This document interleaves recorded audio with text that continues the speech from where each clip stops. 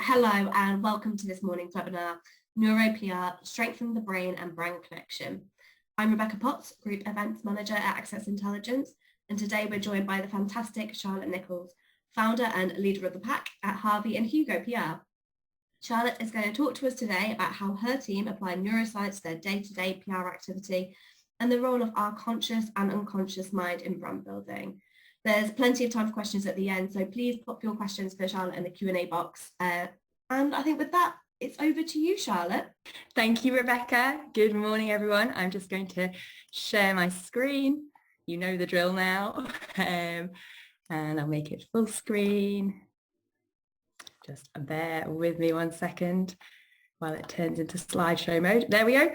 Hopefully you can see my full screen there. I'm sure Rebecca will let me know if there are any problems. So today we are going to be talking about this 3-pound lump that sits between our ears. Now, if you were to put your fists in front of you, and I do want you to participate, a little bit of a warm-up exercise, 2 of your fists together like this. This is about the size of your brain. The 2 fists represent the 2 hemispheres, and within this matter in front of you, this is what you perceive about the world. Everything about your being is controlled within this space. It is thought that the brain can store 2.5 million gigabytes of data. Some people believe that this is enough to store the whole internet in your head. This is crazy. Information transfers between neurons, and at each neuron there's a little gap or junction called a synapse. Now, it is thought that there are more synapses in your head than stars in 1,500 Milky Way galaxies. Now, to give a bit of perspective here, within one Milky Way galaxy, there are 400 billion stars. So there's quite a lot going on between your ears. I'll tell you a little bit about me and my brain. So we've been running a business, like my brain and I, been running my business about 13 years now. Worked with a range of different businesses, different sectors. But what I'm really passionate about behind why we do what we do. That neuroscience or neuro PR, neuromarketing, you'll hear more and more, but I like to call it neuro PR. But I know right now you're not thinking, well, who's that? I want to know who Harvey and Hugo are. And here are Harvey and Hugo. These 2 little border terriers inspired me to set up my business back in 2009. And together we aim to make brands lovable and memorable. So today, this is what I'm going to be talking about. Now, we have only about 25 minutes with time of questions. So we're going to be literally scratching the surface. But in terms of scratching the surface, we are just scratching the surface in terms of what we know about the brain. There's even the question, is the human brain able to understand a human brain, or do we need a higher power? Will we ever be able to understand it fully? And that's part of the mystery that I love. I love kind of reading research and everything about it. Some of the PR and marketing techniques that I'll talk about today, personally, I don't think they're anything unusual. Hopefully you're using these techniques, but perhaps you might not know the true reason why we use them. And perhaps also something that you might have considered fluffy in the past. I hate that word when people say, oh, it's just a bit fluffy. Actually, neuroscience proves that they can be the most important parts of what we do. So the brand and brain connection. We've talked about the brain. What is a brand? Now, I know you'll all know this, but firstly, again, another pet peeve of mine, it's not a logo. It's not just a logo. It's not a name. It's the feeling that you get when you kind of see a product, buy a product. It's all about the feeling, those emotion sets that are connected to that brand.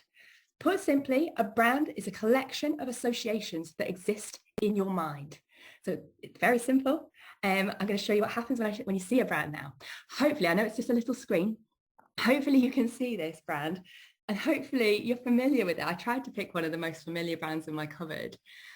But yeah, seeing this brand will conjure up all sorts of thoughts and feelings for you. Perhaps you love beans, perhaps you hate them. Perhaps an ex of yours used to eat them all the time, so you can't stand them, or it's just painful to eat them. So many thoughts and feelings that are different to everyone based on their memory will come to opinion. And now if I show you a brand that is lesser known. Maybe you do know it. It's called Ugly. It makes very delicious sparkling water, fruit flavored. There's a nice little plug for it. But perhaps you haven't ever seen this before. The reason I'm showing you this one, what happens when you see this brand? So first of all, eyes will see a blurry upside down image with a black spot in the middle of it. Now, it's only when this is transferred to the thalamus or the switchboard of the brain that the brain starts to make sense of it and put it the right way and say, oh yes, it's a drinks can, it must have a drink in it, all that sorts of things. Then it goes to the amygdala, where it's tagged with emotion and feeling about it, and you make sense of it. And it then goes to the hippocampus, where it's stored away and it's coded as a negative or positive experience. So there you go. Next time you see this brand, it might always be associated with my seminar. I promise they're not paying me. So we see as a whole. We don't see with our eyes, we see with our brain, we hear with our brain. Our brain makes sense of the messages that we're receiving. And this is called Gestalt, that kind of seeing as a whole. You do not see this turquoise little can that has these strange orange blobs on it. You see them as beings, but you don't just see them, you taste them, you feel the experience of it. Now, the subconscious is something that fascinates me. I'm sure it fascinates many other people. The scary part is that we think we're in control. We're actually not in control. In fact, our bodies, our brains do not even trust us with the most basics of keeping us alive. For example, breathing. For example, our heart beating. So many bodily functions happen automatically. Even some of us can grow a whole other human being subconsciously. And with that, we grow a whole other human brain. So the human brain can grow a human brain without even thinking about it. We can drive these dangerous machines and our subconscious would rather take over than let our conscious decide. That's how much the subconscious mind thinks of the conscious mind. Now, to kind of prove this point of how powerful the subconscious is, there was an experiment called the cocktail party effect. And this showed something called spotlight of attention. So we've all been there, maybe not for a while, where we're chatting to someone in a room, it's busy, it's got that buzz going on, and you're deep in conversation with someone, genuinely listening to them. All of a sudden, you hear your name and your ears prick up, you're distracted, and you're just like, well, who's that? It must be about me. It quite often isn't about you, but your brain is just so highly alerted to the fact of your name. Your subconscious scans the room all the time, even when you think you're not listening, even when you think you are paying attention to the person in front of you. Your conscious mind might be, but your subconscious mind constantly scans the room, no matter where you are, and picks up little alerts that you're paying attention to. Subconscious mind works so hard all the time. And this forms your gut feeling, your gut decision. When you say, oh, I get a gut feeling about it, that subconscious bubbling up, trying to tell you, oh, but I heard that at a party, or I heard this or something, or I read this, it's gone in the implicit memories. So it's all really powerful. And often we make decisions with our gut feeling. Think about one of the biggest buying decisions you might make, buying a house. Often it's that gut feeling telling you that this is right. We use our rational thought to actually justify our decisions at times. Another thing that sometimes might frustrate you in the kind of PR, marketing, advertising sector, people sometimes say, for example, adverts don't work. In the interval, you tell me after you've heard all the adverts, you recall all the adverts you just heard then. And sometimes you might be like, oh, I can't actually. But that doesn't mean it hasn't gone into your brain. And sometimes by letting it seep in subconsciously, the message goes in further to the implicit memories, which means that it's harder to ever change. And it's always there in your gut feeling. So you can say that next time anyone tries to say that. So to build a successful brand, I feel like, firstly, you need to generate attention. That's quite important. Whether it's subconscious or conscious attention, you still need. You then need to tag it with a positive emotion. And you need to make it memorable so people are more likely to use you. So I'm now going to talk through kind of these 3 principles and some techniques we can use to enhance that.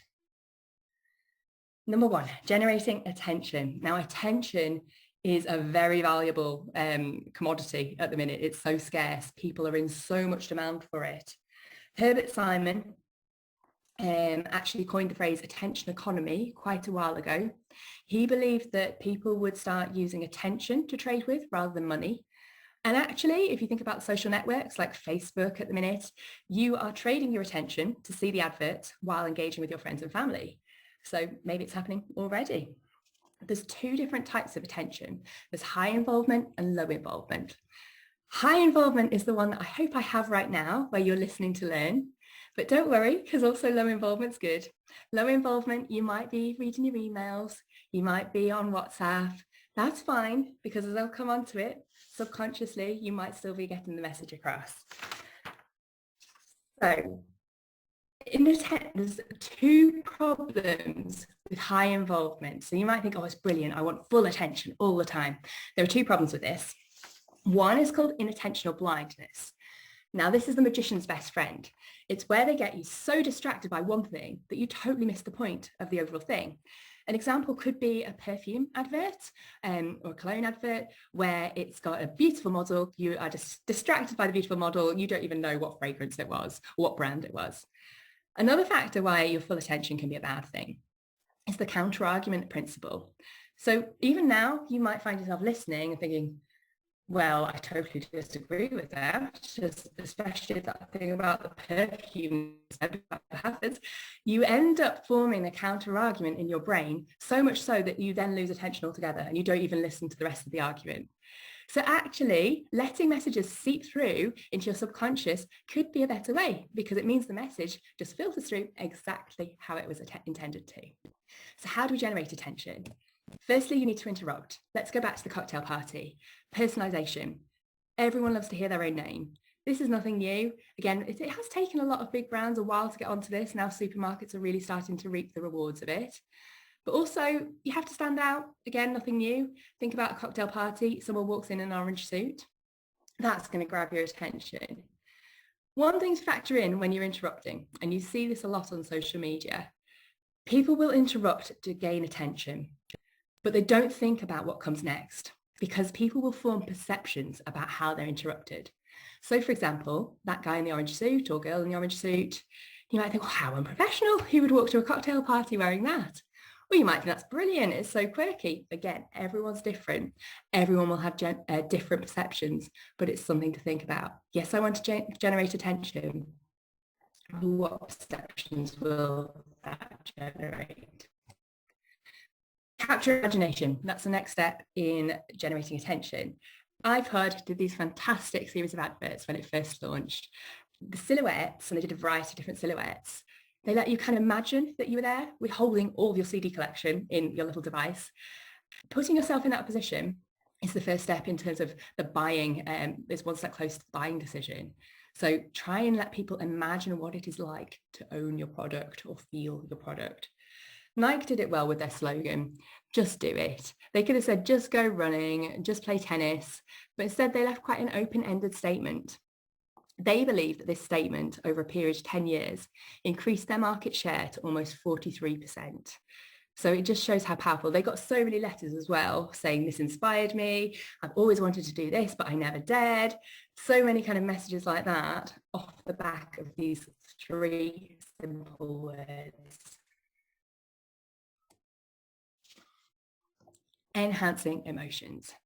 The word emotion actually comes from the Latin to move. Emotions exist to move us as human beings. An example of this is the humble sea squid. So basically, once it's found a rock that it's really happy with, it eats its brain and spinal cord because it doesn't need them anymore. It no longer intends to move. Now, I'm not suggesting that we do that.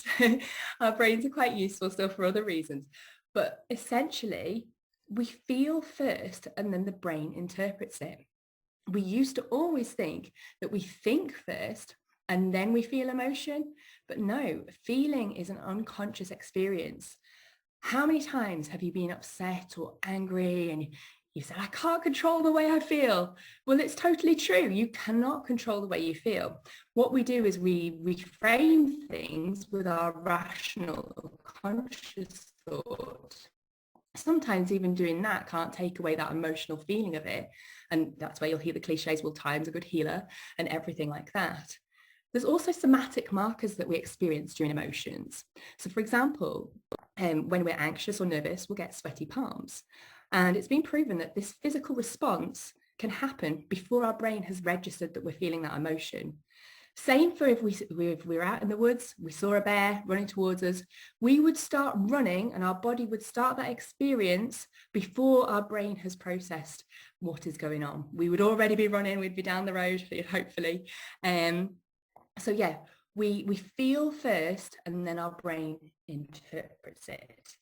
And that's why all these small touch points, I'll get my can of beans out again, over the years, all these tiny small touch points, they add up to kind of massive experiences and emotions. Because the first time you saw these, might have been young, just, yeah, beans, yeah, they're okay, tagged in relatively positive or very negative emotion.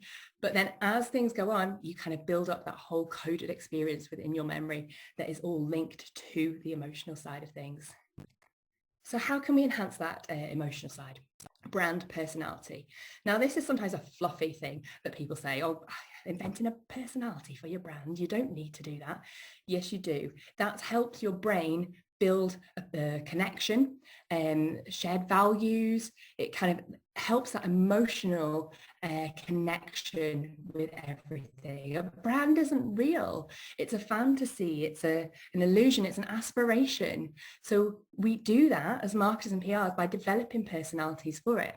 One of the best ways to develop a brand personality is to have a key person of influence within the business. Again, by sharing their values, their beliefs. It helps resonate or not with you, but either way, that's how you decide if a brand's for you. Again, brand story and purpose, it's nothing new, but by knowing why you do what you do, it helps other people feel that connection, that values.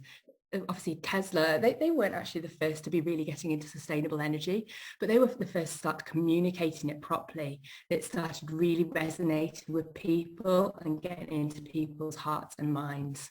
So that's always important. And Simon Sinek always says, people don't buy what you do, they buy why you do it. This one's easy. You don't always have to be doing anything. Just listen, just engage, be compassionate. We've never lived in more anxious times. It can do your brand so well, and social media is perfect for this, to just listen to your customers. Pick up the phone. How are you feeling about this? How can we help you? Quite often questions we're afraid to ask when it comes to feelings and if they're happy, but it's so important to do that because it helps build that emotional connection. People just love to know that they're understood and you're listening to them rather than constantly communicating messages all the time. Now, brand love. We would all love our brands to be tattooed on people, but at the end of the day, brand loyalty is enough. The friend zone is good enough when it comes to brand. Again, that's been proven. You don't have to absolutely feel love. Love's a fine line. If the brand did something all of a sudden wrong or partnered with another one, you'd be like, oh my goodness, I hate it. You'd be back to the laser tattoo removal. But friend zone is stronger because you're not going to have those strong pulls either way. Now, becoming memorable. Some people say that we are our memories. It's all we know. And I tend to believe that. Memories are almost networks of associations that we call engrams that are stored in the brain. They say that neurons that fire together wire together, and that's totally true. It's all about associations that we'll come on to. Memories can be influenced, which is quite scary. So for example, there was a study done about people estimating, they'd been told the speed a car was traveling, then there was an interval and everything, and the attempt that they forgot it. And then they were recalled the story and asked to recall the speed the car was traveling. The ones that were told that the car smashed into the other car estimated a much higher speed or recalled a much higher speed than those that were told, and what speed was the car going when it bumped into the other car. So the language that we use is so important. These days we're often told, and it is true, video, animations, imagery has a much stronger pull in the digital world. But also that language that is used, never underestimate the power of the language too. That's all very valuable. There's our implicit memories. So this is something where perhaps you learn to drive and it's quite an uncomfortable conscious experience going through the motions. But then once it's in there, you can do it subconsciously, again, which is quite scary. And then there's priming, which a lot of brands use. Jonah Berger did a study about showing people images before making purchasing decisions. Even images of dogs help sell more Puma shoes. Even though obviously a puma is a cat, it was still that shape, it was the dog that then got in people's minds, and they always chose the puma shoes after seeing it. There's been studies where people have been shown images of old people and then they've walked away really slowly compared to the people who haven't seen them. So priming can have a massive effect. Again, magicians tend to use this. A lot of big brands use this. Again, it's quite a controversial one, sometimes not always in the most positive of ways. Semantic memory networks. So this is how the information is stored. So if I were to ask you, what do cows drink? You know they don't drink milk. Well, baby cows do, but you want to say milk because in your semantic memory network, cows and milk are very strongly associated together. As PR and marketers, we are almost the artists of semantic memory networks, which is quite a nice way to look at what we do. We edit these associations in people's mind, and they can be quite malleable. For example, we once worked with a training centre years and years ago that unfortunately had a bad connection in people's minds with drugs. So, it's very hard to change, but it can be doable through consistent PR marketing activity. So we had to change one of those big circles. So yeah, you can change it. It takes time to do. But I find that quite a nice image, the fact that we are almost the artists of these graphics in people's minds. First impressions count for so much. I'm not teaching you anything new here, but did you know that if you get your first 10 decisions right, or first 10 answers to a question right, in the general world, say you're a business leader coming into a business, people will no longer judge any of your decisions. They'll automatically assume that you're always right. The message has to be clear and concise. We have ancient material between our ears. This comes back from our caveman days. So the brain uses about 25% energy at rest. And back in the hunting days, you never knew when your next meal was coming from. So you had to conserve energy where you could. Our brain still does this. If you confuse, you lose the brain. People often buy products they understand the fastest rather than that are the best. And you can't remember something that is really hard to understand. Obviously, this trigger, you'll have seen loads of times, this tagline, have a break, have a Kit Kat. Again, we're talking about those engrams, those network associations in our minds. Every time you kind of have a cup of tea, well, not every time, but if someone was going to say, what snack would you have while you have a break? It's almost embedded in your mind. So again, don't underestimate the power of a tagline. And as I've already mentioned, has to be consistent. Consistent activity over time leads to big results. So some takeaways, just to summarize what I've mentioned. In order to gain attention, interrupt and capture imagination, to develop positive emotions, build personality, strong story and purpose, listen and engage, and in order to boost brands becoming more, make a strong first impression, clear and concise messaging, consider triggers, be consistent, and finally, for number 10, meditate. Our subconscious is so powerful. We really do not know the power of it right now. It's got so much more to give. As PR marketers, we're sometimes guilty of doing what we've always done and measuring results in the same way.